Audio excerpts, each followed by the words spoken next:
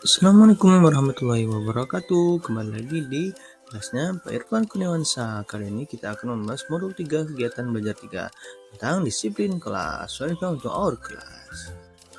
Apa sih yang dimaksud dengan aturan rutin kelas? Itu adalah aturan-aturan dan prosedur yang dirumuskan oleh guru serta dimengerti oleh murid untuk mengatur kegiatan dan perilaku sehari-hari. ARK yang harus dipersiapkan bagi Anda sendiri. Sebagai guru PKR harus mempunyai ARK bagi Anda sendiri. Contohnya yang pertama yaitu papan tulis. Papan tulis itu harus sudah dibersihkan sebelum pelajaran dimulai. Anda harus membuat tugas-tugas sebelum kelas dimulai. Kalau Anda mengajar merangkap dua kelas dalam satu ruangan, maka papan tulis dibagi dua sesuai dengan jumlah kelas yang dirangkap. Dan tugas untuk kedua kelas tersebut sudah tersedia di papan tulis, sehingga pada saat murid masuk kelas, mereka sudah siap untuk mengerjakan tugas. Kemudian yang kedua, alat tulis. Alat tulis yaitu memeriksa persediaan kapur tulis atau pidol, penggaris dan penghapus, sehingga pada saatnya Anda tidak sibuk untuk mencari-cari kapur tulis. Yang ketiga, sumber bahan. Semua sumber bahan, alat peraga, dan alat pelajaran sudah disiapkan sehingga pada saatnya diperlukan Anda tidak repot mencarinya. Kemudian yang keempat yaitu tutor. Anda sudah mempersiapkan tutor untuk membantu murid lain yang memerlukan bantuan. Tutor harus sudah mengetahui tugas mereka kapan saja diperlukan. Oleh karena itu, Anda sebagai guru harus sudah mempersiapkannya dengan baik. Kemudian ARK yang efektif. Nah, yang memungkinkan murid untuk dapat memulai kegiatannya secara cepat dan terarah. Murid sudah mengetahui apa yang harus mereka lakukan dan kerjakan, dan tugas Anda selanjutnya hanya memberikan pengarahan dan bimbingan. Selanjutnya, contoh ARK yang bisa memotivasi.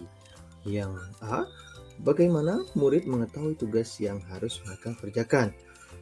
Guru perlu membangun ARK bersama murid untuk merumuskan tugas atau pekerjaan yang harus dilakukan.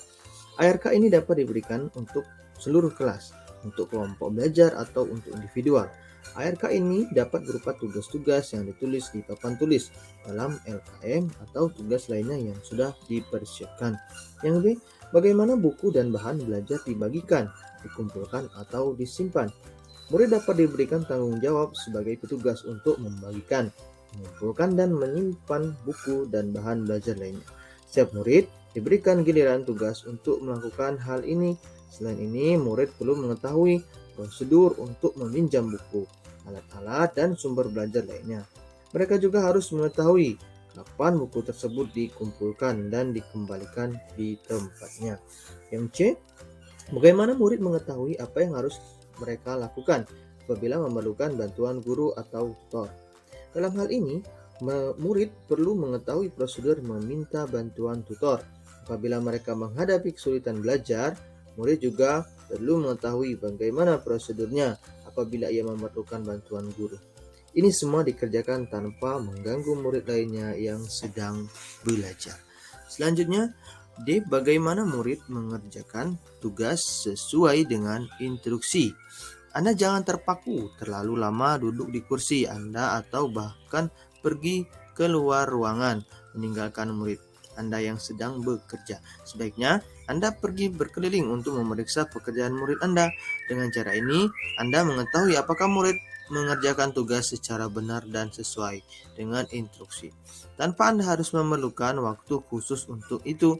Ketika murid selesai mengerjakan tugasnya, Anda sudah bisa memberikan kesimpulan dan pemantapan karena Anda sudah mengetahui kekuatan dan kelemahan murid Anda.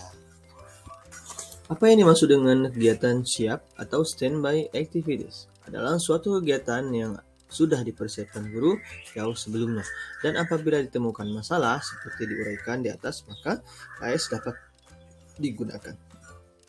Contoh yang Anda dapat yaitu gunakan seperti membuat kartu-kartu huruf dan disimpan secara teratur di tempat yang aman.